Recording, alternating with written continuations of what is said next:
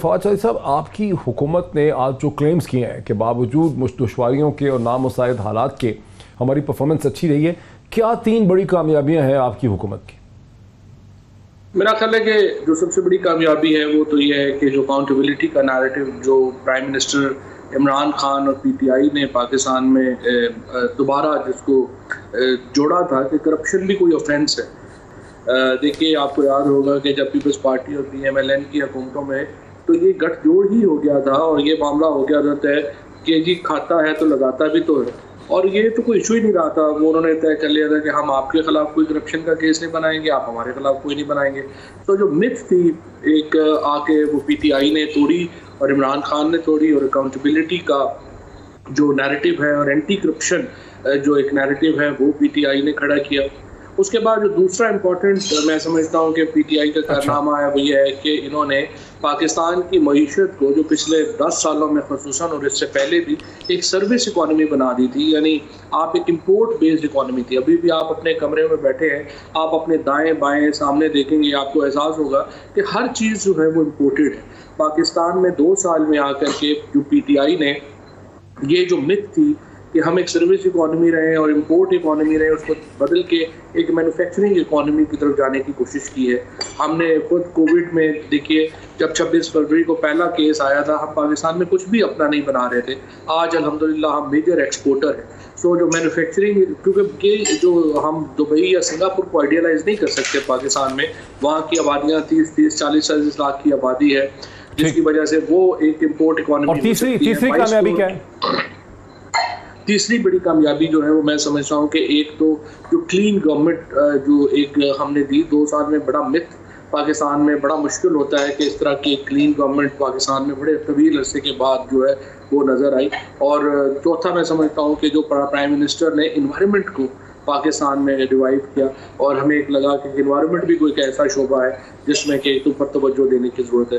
तो मैं समझता हूँ कि 4 बहुत बड़ी कामयाबियाँ हैं प्राइम मिनिस्टर साहब। फवाद साहब, अगर आपसे ये भी पूछा जाए कि हुकूमत की, अब इसमें बड़ी दिलचस्प बात है कि आपने जो 4 अचीवमेंट्स बताई हैं उसमें आपने अकाउंटेबिलिटी का नैरेटिव बताया है। आपने कहा है कि एक सर्विस और एक इम्पोर्ट इकॉनमी को हम मैन्युफैक्चरिंग की तरफ लेके गए हैं, चीज़ें मैन्युफैक्चरिंग शुरू हो गई हैं। एक क्लीन गवर्नमेंट का तस्वर दिया जो गलबन पहला ही पॉइंट है, और एनवायरनमेंट पे काम किया। आपने फॉरेन पॉलिसी की बात नहीं की, आपने एज सच इकोनॉमिक परफॉर्मेंस और ग्रोथ की बात नहीं की, आपने एक्सपोर्ट्स की बात नहीं की। आप खुद महसूस करते हैं तो फिर हुकूमत की, इसका मतलब है बहुत सी वीकनेसेस जो हैं, जो फेलियर्स हैं, वो भी आपके सामने।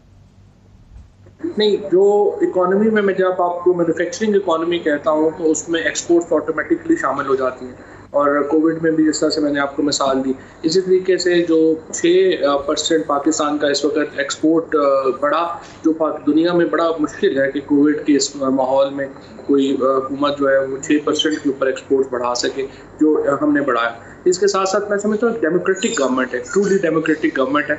अगर आप 2 साल के जो अदाद शुमार हैं पीपल्स पार्टी के और PMLN के उठा के देखेंगे तो आपको पता चलेगा कि वहाँ तो कैबिनेट की मीटिंग्स ही नहीं होती थी। यहाँ पे तो बड़ी कैबिनेट की रेगुलर मीटिंग्स होती हैं और बड़ा क्रिटिसिज्म हुकूमत जो है वो बर्दाश्त करती है। इवन विद इन मिसाल के तौर के ऊपर जितना क्रिटिक मैं कई दफ़ा बाहर मीडिया में मैं करता हूँ, या भी डॉक्टर शीरी मज़ारी ने किया, कोई और हुकूमत होती तो वो तो ऐसे बुजुर्ग को तो एक नज़र प्राइम मिनिस्टर देखता नहीं है। लेकिन हमारे जो इस गवर्नमेंट में ना सिर्फ ये कि ये बर्दाश्त की एक सलाहियत है, बल्कि उसको अप्रिशिएट किया जाता है। जो पॉइंट्स आप रेज करते हैं उनके ऊपर कोई आपको गद्दार डिक्लेयर नहीं कर देता पार्टी का या क़यादत का। तो ये भी एक बहुत बड़ी कामयाबी है। ये बहुत दिलचस्प है कि आपके कहते हैं कि कैसे इस हुकूमत में ट्रांसपेरेंसी है, इंटरनल क्रिटिसिज्म भी है, कैसे कैबिनेट मीटिंग्स रेगुलरली होती हैं। सही है कि हर ट्यूसडे को गालबन कैबिनेट मीटिंग होती है, लेकिन 2 सर्वे आए हैं एक अभी हाल ही में सामने आए जिनको कि अखबारात ने कोट किया है, जिसमें एक institute for public opinion research का और एक पल्स कंसल्टेंट का सर्वे है। दोनों सर्वेज में हुकूमत को बड़ी स्लिम अप्रूवल है। ये सही है कि हुकूमत को एक अप्रूवल है, कहीं 51% है, कहीं 49% है, कहीं बहुत ज़्यादा सेटिस्फेक्शन नहीं है हुकूमत की परफॉर्मेंस से, हालांकि अपोजिशन समझेगी कि सर्वे पार्शल है। देखिए, ज़्यादातर जो गवर्नेंस के मसाइल हैं उसका ताल्लुक वफाकी हुकूमत से नहीं है, उसका ताल्लुक प्रोविंशियल गवर्नमेंट से। तो जो आम एक सर्विसेज की फॉर एग्जांपल अगर आप कहिए या उसके ऊपर जो है वो पुलिस है या स्कूल्स हैं, या उसके ऊपर अगर बेहतरी नहीं आती है, तो वो जाहिर है कि जब तक सूबाई हुकूमतें अपनी परफॉर्मेंस को एट पार नहीं करती हैं फेडरल गवर्नमेंट के, वो मसाइल रहेंगे। सो इसको भी एक डिस्टिंक्शन करने की ज़रूरत है। मैं समझता हूँ कि जो इस वक्त वफाकी हुकूमत की कारकर्दगी है उसके ऊपर तो बहुत कम डाउट्स हैं और उसके ऊपर बहुत लोगों का एतमाद भी है। कोविड में फॉर एग्जांपल जिस तरीके से वफाकी हुकूमत ने जो परफॉर्मेंस दिखाई है, इसकी मिसालें तो आपको बिल गेट्स जो हैं, जब वो अगर पाकिस्तान की मिसाल दें या बाहर की हुकूमतें पाकिस्तान के इमरान खान को प्रेज करें, तो जाहिर है कि फिर वो एक परफॉर्मेंस। देखिए, ये बड़ा दिलचस्प है फवाद जो कुछ आप कह रहे हैं, लेकिन डॉक्टर नफीसा शाह ने मुझे ज्वाइन किया। डॉक्टर नफीसा शाह साहब, शायद आप पूरा सुन नहीं सकी फवाद चौधरी साहब को, बिकॉज आपका लिंक डाउन हो गया था दरमियान में। 4 उन्होंने कहा कि अचीवमेंट्स है बहुत बड़ी उनकी हुकूमत की। एक उन्होंने कहा कि अकाउंटेबिलिटी का जो कल्चर और जो नैरेटिव इस मुल्क में कमज़ोर हो गया था, जो पीपल्स पार्टी और PML ने कमज़ोर किया था, उसे वापस रेस्टोर कर दिया गया है पाकिस्तान में। उन्होंने कहा कि बावजूद बहुत ही मुश्किल हालात के, कोविड-19 के, जो इकॉनमी है जो इंपोर्ट ड्रिवन थी वो अब मैन्युफैक्चरिंग की तरफ चली गई है। एक्सपोर्ट्स में इजाफा हुआ है, बावजूद कोविड 6% इजाफा हुआ है।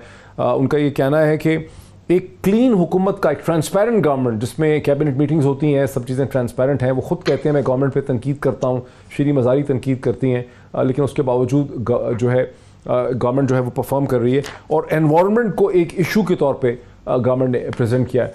अपोजिशन इतनी डिसअपॉइंटेड क्यों है इस हुकूमत की परफॉर्मेंस? देखिए, पहले तो असद उमर साहब का जो अजीबोगरीब एक कमेंट था, मैं उसको रिस्पॉन्ड करूंगी कि अब वो क्रीज पर कंफर्टेबल हैं। देखिए, जब गेम होती है तो गेम उस वक्त बनती है जब आप लेवल प्लेइंग फील्ड दें दोनों खिलाड़ियों को या दोनों टीमों को। ये नहीं हो सकता कि एक टीम के आप हाथ पैर बांध दें और एक टीम जो है वो खुली तरीके से खेले और बाकी की बारी ना आए या उसको वो लेवल प्लेइंग फील्ड ना मिले। जब से खान साहब आए हैं उन्होंने एक झूठी जाली अकाउंटेबिलिटी दी है, एक घिनौना आर्केक निज़ाम जो जनरल मुशर्रफ का पैदा करदा था नैब। और अब ये चीज तो हम पहले कह रहे थे, इस वक्त तो आपकी आला अदलिया भी यही कह रही है, इस वक्त आपकी ह्यूमन राइट्स ऑर्गेनाइजेशन ये कह रही हैं। क्या आप ये मान रही है कि इमरान खान सेटल हो गए हैं क्रीज पे? आपके कमेंट से लगता है कि आपने ये मान लिया है कि असद उमर सही कह रहे हैं, लेकिन नहीं, बिल्कुल नहीं। कैसे सेटल हो गए? अगर आप सेटल, आपको एक फॉल्स सेंस ऑफ सिक्योरिटी है क्योंकि आप समझते हैं कि आप ऑपोजिशन की केसों की लाइनें लगा लेंगे, उनकी डेली की बुनियाद पर हाजिरियां होंगी, उनको आप अरेस्ट करेंगे, उनको आप इंटिमिडेट करेंगे, उनको आप उठवाएंगे, तो ये कैसी आपकी कंफर्ट है? और ये एनी मिनट ये सियासत जो है वो बहुत अनप्रिडिक्टेबल है। मैं अपने हल्के की बात कर रही हूँ। ये जो इतना इनका कंफर्ट है किस चीज का है? हमारे अपने, जब हम हल्कों में जाते हैं तो हम बेरोजगारी देखते हैं, हम भूख देखते हैं। पाकिस्तान का लॉ एंड ऑर्डर सिचुएशन इस वक्त देख लें, क्या आपको नजर नहीं आ रहा we are going towards Talibanisation? वही चीज जो जनरल मुशर्रफ की पॉलिसियों की वजह से एक एक्सट्रीमिस्ट कल्चर पैदा हुआ, टेररिज्म ने जन्म दिया, नेशनलिज्म ने जन्म दिया, इस वक्त हम उसकी तरफ से जा रहे हैं। बिकॉज इफ यू थिंक कि आप इफ यू पुश, आप डेमोक्रेटिक इंस्टीट्यूशंस को डैमेज करके, आप डेमोक्रेटिक इदारों को डैमेज करके, आप जस्टिस के निजाम को कमजोर करके, आप पार्लियामेंट को कमजोर करके अगर आप समझते हैं कि आप एक खेल सकते हैं, तो आप फिर खेल के देख लें। आप ये तो it will be a matter of time. ये लास्ट गवर्नमेंट में डॉक्टर नफीसा शाह साहिबा, असद उमर का जो कमेंट है, असद उमर का जो कमेंट है उसका तो गालिबन मतलब ये बनता है असद उमर के कमेंट का कि जो बहुत मुश्किल हालात थे, नामुसाइद हालात थे, जब पिच बड़ी डिफ़िकल्ट थी खेलने के लिए प्राइम मिनिस्टर इमरान खान के, वो अब पिच और क्रीज सेटल हो गई है 2 साल के बाद और अब गवर्नमेंट परफॉर्म कर सकेगी। जो उसके इनिशियल चैलेंजेस थे वो ख़त्म हो गए हैं। सो उस हद तक आप तो ये कह रही है ना कि डिसऑनेस्टी से इसको किया गया है अचीव, यानी इसमें मदद मिली है हुकूमत को, हुकूमत ने अनफेयर प्ले किया है, हुकूमत ने ऑपोजिशन को स्ट्रेस में डाला है, आप तो ये कह रही हैं। लेकिन वो ये नहीं कह रहे, वो ये कह रहे हैं कि जो डिफ़िकल्ट सर्कमस्टांसेस थे गालिबन इकोनॉमिक और पॉलिसी के, वो गुजार लिए हैं हमने और अब हम कंफर्टेबल हो गए हैं क्रीज के ऊपर, वो ये कह रहे हैं। देखें, असद उमर ने ये भी कहा था, ये वो शख्स हैं जिन्होंने कहा था हम आपको 1 करोड़ नौकरियां दे देंगे। इन्होंने ये भी कहा था कि हम आपको 50 लाख घर देंगे। फिर उन्होंने उसके बाद IMF के हवाले से क्या बयानात, एक दिन एक बयान आता था, दूसरे दिन उसके बिल्कुल बरक्स बयान आता था। कोविड के हवाले से भी कितनी फ्लिप फ्लॉपिंग की। तो असद उमर के बयानात जो हैं वो तो खुद ही ऐसे ही वो फेरी लगाते हैं ना।